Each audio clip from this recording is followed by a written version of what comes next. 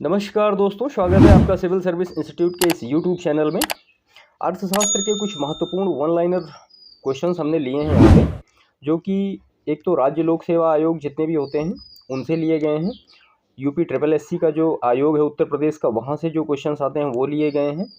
और जो भी वन डे एग्जामिनेशंस हैं जिनकी मल्टीपल चॉइस क्वेश्चंस आते हैं, वो सारे फैक्ट यहाँ पे 1 बाय 1 लिखे गए हैं। ये लगभग 10 या 15 साल के पुराने सारे फैक्ट लिए गए हैं। तो चलिए 1 बाय 1 हम शुरू करते हैं। इसमें से क्वेश्चन नंबर 1 क्या है? उत्पादन फलन संबंध स्थापित करता है। किसमें संबंध स्थापित करता है? निवेश का उत्पादन के साथ।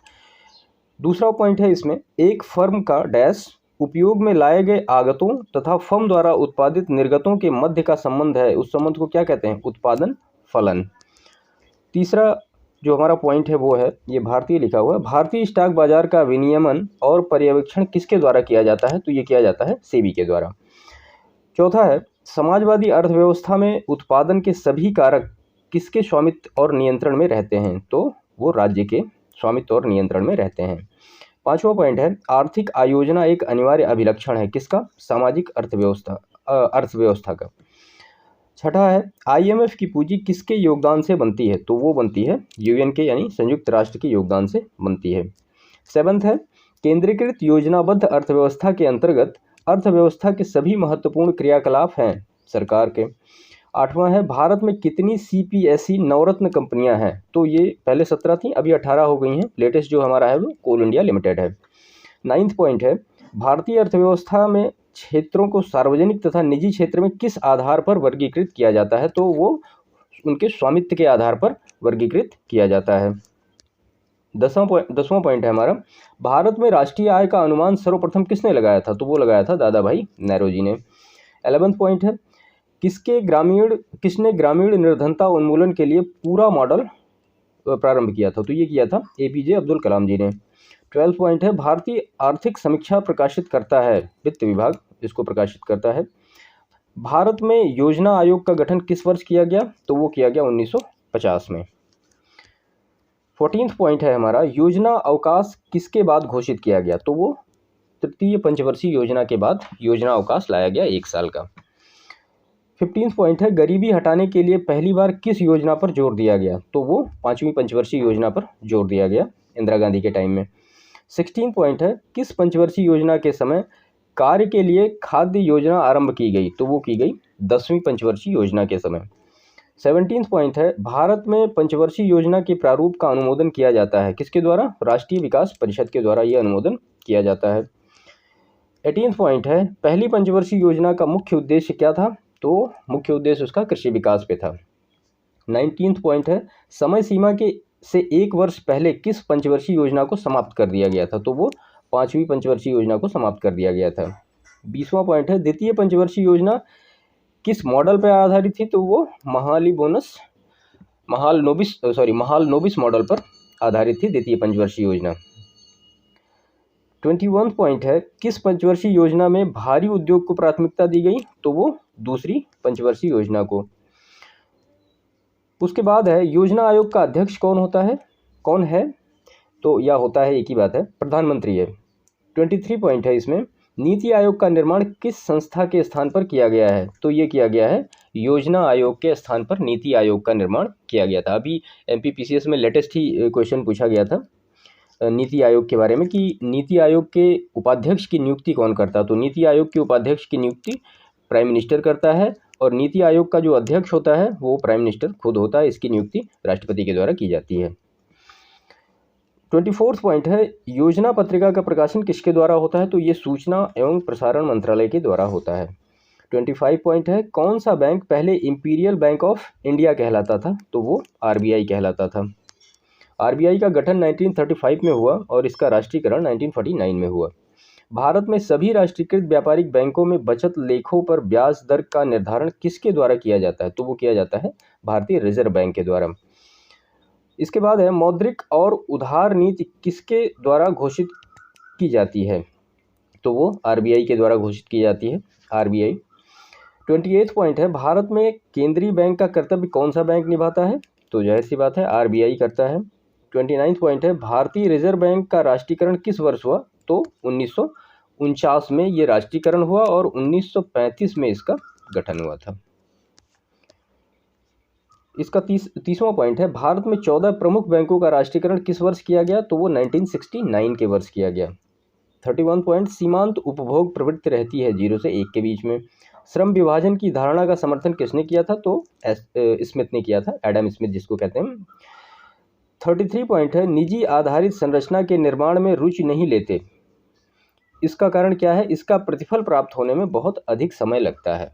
जो निजी संस्थान होते हैं, यहाँ संस्थान लिखा जाएगा, निजी संस्थान। 34 है हमारा, स्वर्ण मुख्यतः संबंधित है किससे? अंतर्राष्ट्रीय बाजार से संबंधित है। 35 है, कौन सा क्षेत्र सबसे अधिक कर भुगतान करता है? तो वो औद्योगिक क्षेत्र करता है। 36 पॉइंट है, नीली और श्वेत क्रांति किससे संबंधित है? तो नीली मत्स्य पालन से और श्वेत दुग्ध पालन या डेयरी उद्योग से।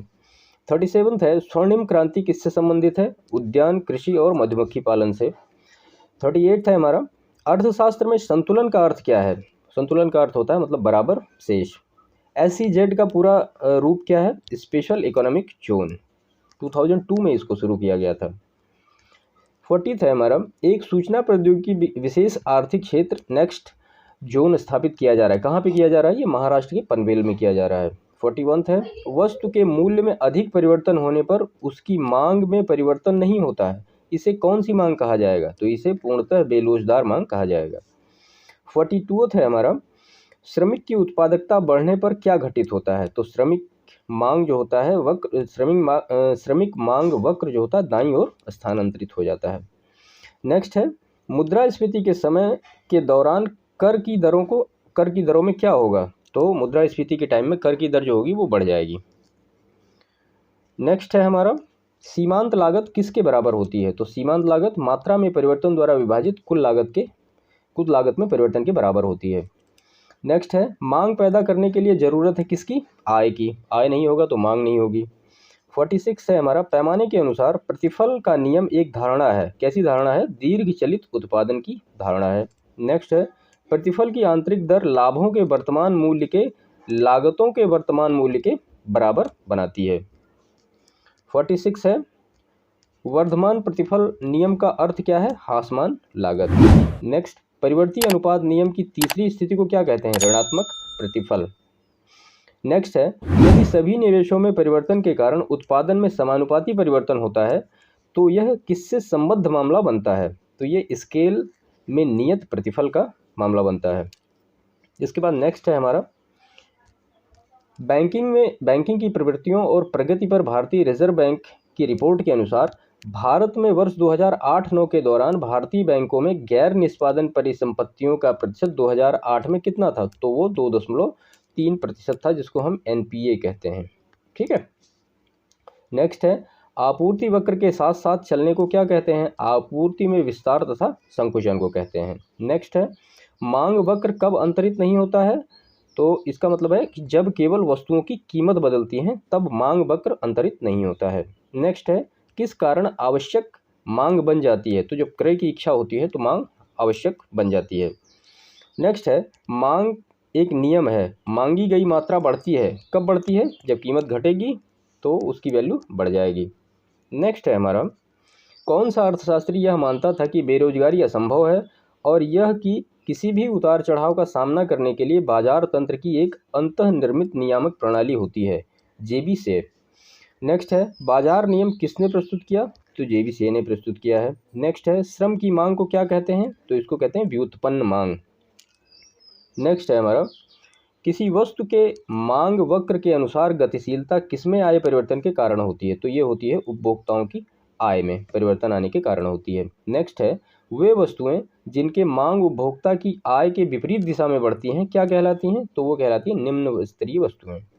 नेक्स्ट है, SDR में मानव निर्धनता सूचकांक वर्ष शुरू किया गया, मतलब मानव निर्धनता सूचकांक कब शुरू किया गया? तो वो 1997 में शुरू किया गया।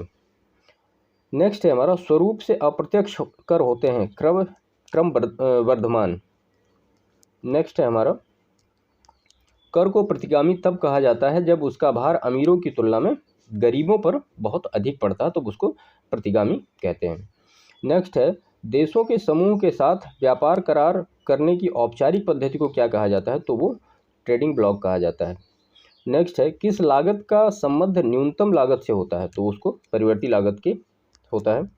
नेक्स्ट है, टूथपेस्ट उत्पादन को किसके अधीन बेचा जाता है? तो वो एकाधिकारी प्रतिस्पर्धा के अधीन बेचा जाता है। नेक्स्ट है, जब किसी वस्तु का केवल एक क्रेता तथा एक विक्रेता होता है तब वह स्थिति कहलाती है द्विपक्षीय एकाधिकार। नेक्स्ट है, किस बाजार संरचना में बाजार की मांग वक्र का प्रतिबिंब फर्म की मांग वक्र द्वारा होता है? तो वो एकाधिकार बाजार संरचना में वैसा होता है। नेक्स्ट है, एकाधिकार बाजार संरचना में विक्रेताओं की संख्या कितनी होती है? तो वो एक होती है। नेक्स्ट, किसी कंपनी की प्रतिस्पर्धात्मक स्थिति में सुधार किया जा सकता है कैसे? ग्राहकों को आवश्यकताओं को समझना और पूरा करना सुधार करना होता है। नेक्स्ट है, बढ़ती हुई प्रति व्यक्ति आय एक बेहतर कल्याण की द्योतक होगी यदि उसके साथ हो तो वो क्या हो? गरीबों के पक्ष में परिवर्तित आय का पक्ष हो तो वो बेहतर कल्याण की द्योतक होगी। नेक्स्ट है, किसी अर्थव्यवस्था में पूंजी निर्माण निर्भर करता है किस पे? कुल बचत पे। नेक्स्ट है, भारत में पूंजी प्रधान उद्योग का सर्वोत्तम उदाहरण क्या है? इस्पात उद्योग। नेक्स्ट है, सरकार द्वारा लगाए गए अवरोधों या प्रतिबंधों को हटाना क्या कहलाता है? उदारीकरण कहलाता है। नेक्स्ट है, पूंजीवादी अर्थव्यवस्था में कीमत निर्धारण किसके द्वारा होती है? तो मांग और पूर्ति के द्वारा कीमत निर्धारण होती है। साम्यवाद के अनुसार समाज का मुख्य दुश्मन कौन है? निजी संपत्ति। नेक्स्ट है, साउथ संवाद किससे जुड़ा हुआ? तो वो विकासशील देशों में सहकारिता से जुड़ा हुआ साउथ संवाद। नेक्स्ट है, किसी आंकड़ा संचय में रिकॉर्डों का वृक्षाकार संचयन क्या कहलाता है? उसको कहते हैं श्रेणीबद्ध मॉडल। नेक्स्ट है, भारत और संयुक्त राज्य अमेरिका ने किससे संबंधित करार को अंतिम रूप देने का निर्णय लिया है? तो वो व्यापार और निवेश को।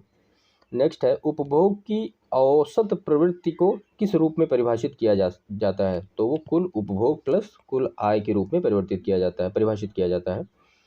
नेक्स्ट है हमारा, अल्पावधि में जब आय में वृद्धि होती है तो उपभोग की औसत प्रवृत्ति में सामान्यतः गिरावट आती है। नेक्स्ट है, किसी सामान्य वस्तु की मांग में वृद्धि उपभोक्ता की आय में वृद्धि के साथ होती है। नेक्स्ट है, बड़ी फर्मों की कम संख्या वाले बाजार को क्या कहते हैं? तो बड़ी फर्मों की कम संख्या वाले बाजार को हम अल्पाधिकार बाजार कहते हैं। नेक्स्ट है, किस बाजार स्थिति में फर्मों की अधिक्षमता होती है? तो वो एकाधिकारी प्रतिस्पर्धा वाले बाजारों में होती है। नेक्स्ट है, पूर्ण बाजार स्थिति कब विद्यमान होती है? जब बड़ी संख्या में क्रेता और विक्रेता हों। नेक्स्ट है, पूर्ण प्रतिस्पर्धा बाजार के अंतर्गत फर्में होती हैं प्रायः कीमत लेने वाली। नेक्स्ट है, पूर्ण प्रतिस्पर्धा के अंतर्गत किसी फर्म का संतुलन कब निर्धारित होगा? सीमांत लागत जब ज़्यादा होगी औसत लागत से। 89 हमारा है, बाजार में संतुलन कीमत का निर्धारण किया जाता है किससे? सीमांत लागत और सीमांत राजस्व के बीच समानता से। नेक्स्ट है हमारा, नो मल्थूसियस, यहाँ होना चाहिए मल्थूसियस। नो मल्थूसियस सिद्धांत किससे संबंधित है? तो वो संसाधन की कमी से संबंधित है। नेक्स्ट है हमारा, किसी उद्यमी द्वारा विज्ञापन तथा जनसंपर्क पर किया गया खर्च उसके किस प्रकार के व्यय का हिस्सा होगा? तो वो मध्यवर्ती उपभोग के व्यय का हिस्सा होगा। नेक्स्ट है, भारत में योजनाबद्ध अर्थव्यवस्था किस पद्धति पर आधारित है? तो वो समाजवादी व्यवस्था पर आधारित है। नेक्स्ट है, गिफिन तथा घटिया माल पर विचार करते समय हमें क्या ज्ञात होता है? तो गिफिन माल घटिया भी अवश्य होगा। नेक्स्ट है, घटिया वस्तु के लिए मांग गिरती है कब? जब आय बढ़ती है। नेक्स्ट है हमारा, औसत परिवर्ती लागत वक्र का आकार कैसा होता है? तो ये यू आकार का होता है।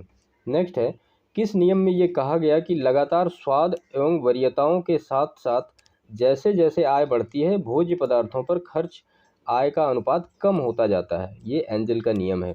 नेक्स्ट है, वे वस्तुएं जो या तो उपभोग अथवा निवेश के लिए निर्धारित हैं क्या कहलाती हैं?